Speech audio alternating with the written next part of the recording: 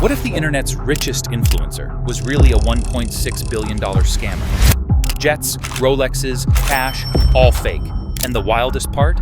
He exposed himself. Every post was a breadcrumb straight to his arrest. And trust me, this story gets crazier with every minute. Imagine this. A man steps off a private jet, dripping in head-to-toe Gucci, wrist iced out with a six-figure watch, walking like he owns the sky. He slides into a Rolls-Royce like he's late for a meeting with the King of Dubai. No mic, no music, no movie deal, just vibes. And Instagram was eating it up. His name? Ramon Abbas. But online, millions knew him as Hushpuppi, the self-proclaimed billionaire Gucci master. He wasn't just flexing wealth, he was performing it. And the audience? Us. Everyone is scrolling, liking, envying. But here's what nobody realized. This man wasn't rich. He was pretending to be, and doing it so well. It fooled the entire world. See, while other influencers were chasing sponsors, doing giveaways, selling merch, or pushing crypto coins, Hushpuppi didn't do any of that.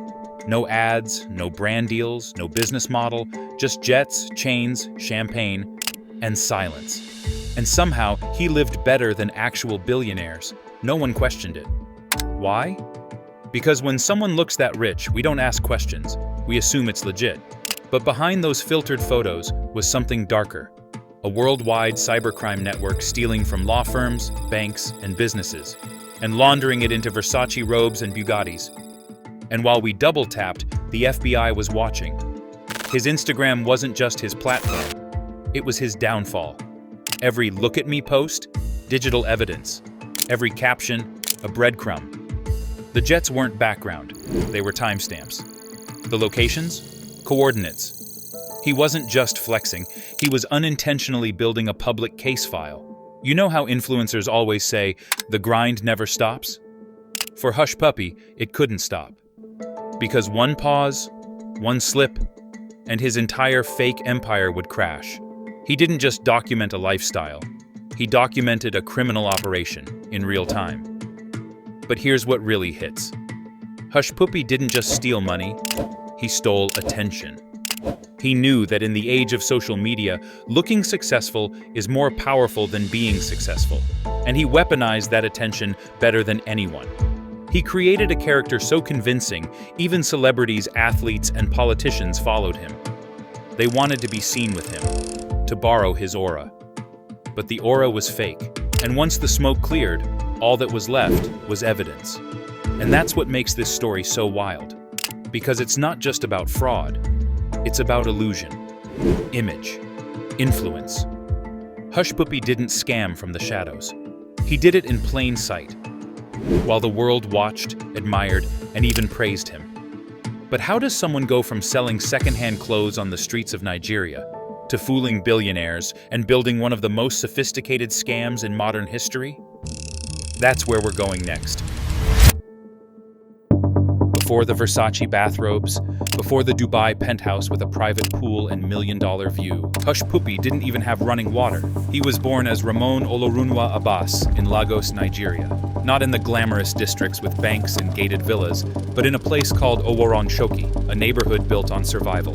When it rained, the roads turned to rivers of mud. When it didn't, dust filled the air like smoke. The homes were stacked brick by brick, unfinished, unpainted, barely standing. Electricity came in waves, 2 hours if you were lucky. His father drove a beat-up taxi. His mother sold bread on the roadside, and they all slept in one single rented room with no bathroom. This wasn't just poverty, it was invisibility. But even as a kid, Ramon refused to stay invisible. It wasn't just about money, it was about recognition. While other kids played football in the dirt, he'd climb onto the roof of his building just to get a glimpse of Lagos Island, the rich part of the city across the water. Tall buildings, big cars, clean streets. It looked like another planet. He didn't dream of riches, he dreamed of being noticed. And then, something happened. The internet arrived. and with it, the rise of cybercafes, crowded rooms filled with secondhand PCs and endless possibilities. That's where he discovered the Yahoo Boys, a new breed of digital hustlers, kids from the slums who didn't rob banks. They robbed inboxes. They wrote fake love letters, sent phishing emails, posed as soldiers or businessmen, and convinced strangers overseas to send money. It was bold, it was shady, but it worked. Ramon watched and realized something that would shape the rest of his life. This wasn't just crime, it was branding. If you could craft the right image, style, confidence, flash, people would buy the dream, no matter how fake it was. He started small, selling secondhand clothes, but he studied everything: posture, language, even the way rich people walked. And then he started playing the part. But here's the thing, Lagos only gets you so far. Ramon didn't want to just scam. He wanted to scale, so he made a move. First to Malaysia, where internet access was faster and fraud was easier to hide. Then to Dubai, the city of appearances, where money talks and nobody asks where it came from. And there, he became Hushpuppi. Because if you're going to fake being a billionaire, you might as well do it from a marble palace.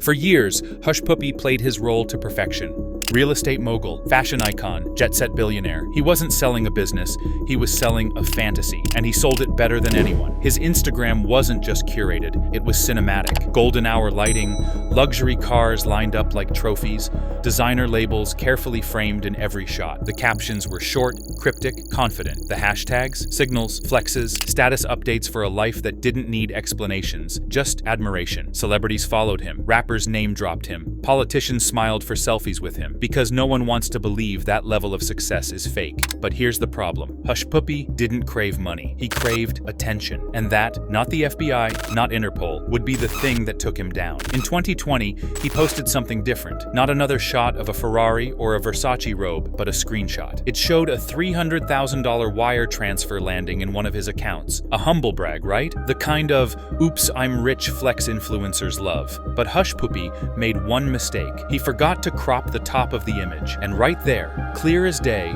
was the sender's email address: jwoods@yahoo.com. Not a business email, not a registered company, just an old-school, suspicious-looking handle that rang alarm bells, especially because Yahoo Boys was literally the slang term for Nigerian internet fraudsters. In one post, he connected his image to his crime. Online sleuths moved fast, faster than the feds. They traced the email to a fake Facebook profile, one tied to romance scams and phishing attempts years earlier. And once that door cracked open, the whole operation started to unravel. The community started piecing things together. Metadata on his photos, exact locations tagged, even timestamps that matched reports of corporate fraud. He once posted a photo of his birthday cake. Just a cake, right? Except it had his real birth date and location on it. For law enforcement, that was a digital goldmine. But here's what really sealed it. He wasn't just faking a rich lifestyle, he was accidentally recording his own evidence. Every post, every story, every luxury shot. It wasn't just content, it was confession. He didn't need enemies, he had Instagram. He didn't need a leak, he had Wi-Fi. While most criminals hide in shadows, Hushpuppi was shining a spotlight on his own crimes daily. And that's the tragedy. He wasn't caught because he slipped up once. He got caught because he never knew when to stop performing.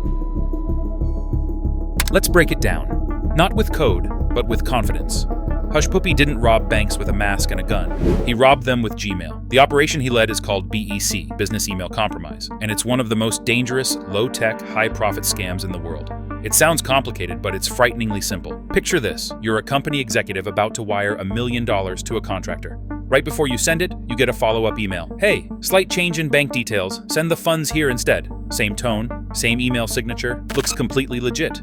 You don't even blink. You approve the payment, and just like that, you've wired your money straight into Hushpuppi's hands. But here's the terrifying part. He didn't need to hack your system. He just needed to watch. They called it social engineering, manipulating trust, not firewalls. His crew would infiltrate company inboxes, monitor conversations for weeks, sometimes months, and wait for the exact right moment, usually right before a real invoice was expected. No alarms, no virus, just a single edited detail in a real conversation thread. One fake email, one typo, one missed red flag. That's all it took. And this wasn't some kid in a hoodie working alone in the dark. Hushpuppi ran this like a startup, but evil. At the top, he was the CEO of Illusion, and below him, fishers who sent out the bait, hackers who gained access to accounts. Mules, who received the stolen funds and passed it down the line. Launderers, who cleaned the money through fake companies. Crypto wallets, shell businesses, luxury watch stores, anything that left no trace. His right-hand man, Woodbury, handled operations, the mule networks, the logistics, the movement of millions across borders without tripping alarms. And then there was Ghalib Alamari, the ghost, the man who could take $5 million and make it vanish through layers of fake wires,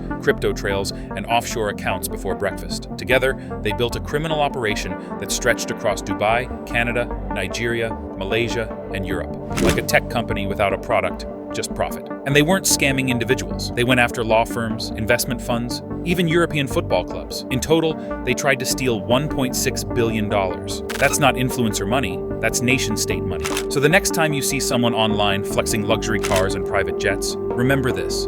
He wasn't an influencer. He was the CEO of the world's flashiest crime ring. And his content? It was a billion-dollar cover story.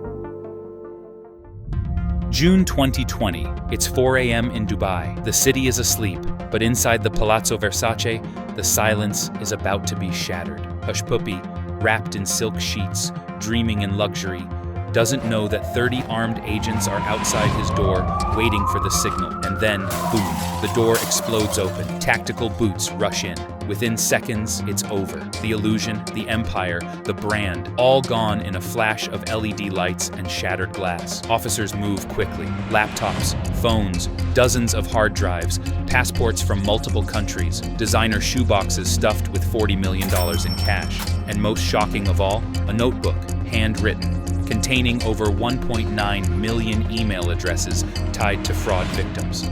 It wasn't just a raid. It was the collapse of a digital empire, an influencer takedown so massive, the operation had its own name, Fox Hunt 2.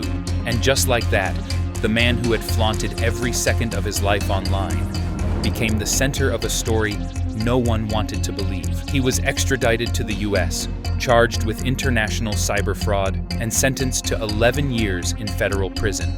A man who once called himself the Billionaire Gucci Master was now inmate the 54313-424, locked up in New Jersey. No silk sheets, no private jets, no likes. But the craziest part? Even after all that, some people still idolize him. Scroll through old posts and you'll still find comments like, "Real one," "Legend," or "He made it out." In Lagos, in online forums, in the hearts of some, Hushpuppi isn't a criminal. He's a symbol.